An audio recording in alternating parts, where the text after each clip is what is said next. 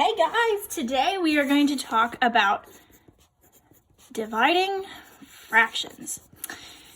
I think this is a pretty easy thing to do. Long time ago, we finished up with multiplying fractions, and if you remember, when you multiply fractions, you are finding a fraction of a fraction, right?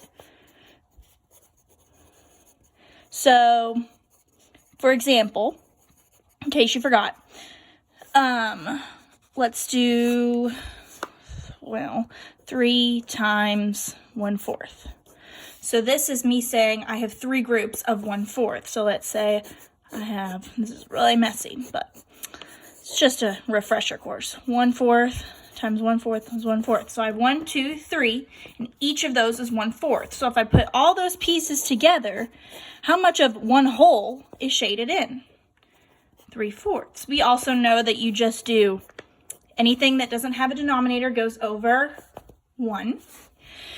And it's pretty easy because you multiply top times top, which is top, bottom times bottom gives you bottom, right?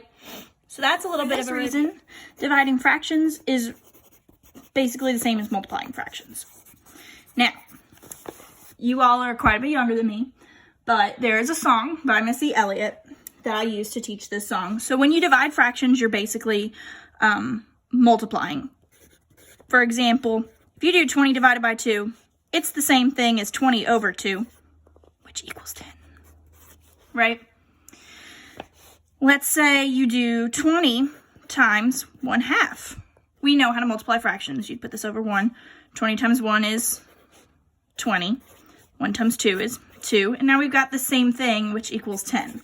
Okay, so these are the same. It's hard to write and talk and be worried about filming at the same time. These are the same.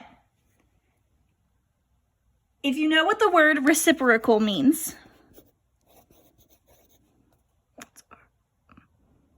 nope, reciprocal. Sorry. It wouldn't be teaching if I didn't accidentally spell something wrong. Reciprocal is inverted, kind of. And I think you all know what inverted means because you all are pretty tech savvy. So basically, 2/3, the reciprocal of 2/3 would be 3 over 2. You flip it, if that makes sense. So try this in your notebook. What would the reciprocal of 2/9 be? Yeah, it would be 9/2. And the reason that you need to know this is because multiplication and division are opposites, right? So when we're dividing fractions, you're actually going to multiply by the opposite. I will go into why that works later on. But for now, you need to know this. And we're going to use my Missy Elliott song. So if you're dividing fractions, let's do 3 divided by 1/2. Why not? Pretty easy, right? The first step is to put your thing down. So you copy your 3 down. The second step is to flip it.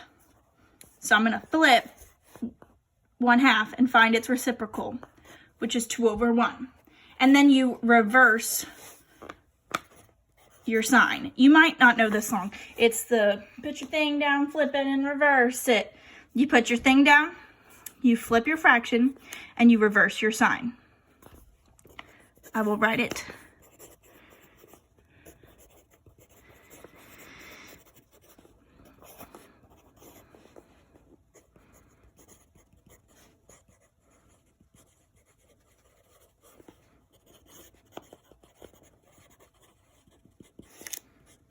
So you put your thing down, your original number stays the same. You flip it and find the reciprocal, and then you reverse it. You reverse your sign.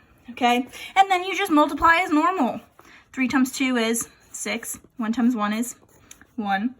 3 divided by 1/2 is 6. Ta-da! We will go into why this works later.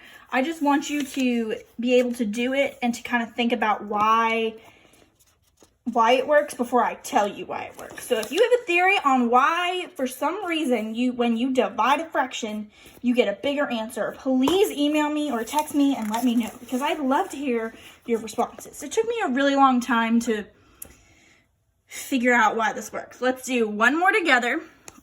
Oh, I like to think of this as opposite day too, if that helps. Dividing fractions is just multiplying fractions on opposite day. All right, we'll do a fraction divided by a fraction. What is 1/3 divided by 1/2? You gotta think about your song. Put your thing down, flip it, and reverse it. I'll put my thing down. I flip it. I flip the second fraction to find my reciprocal, and I reverse my sign. And we are professionals at multiplying, so 1 times 2 is 2. 3 times 1 is 3. 1/3 divided by 1/2 is 2/3. I hope this helps.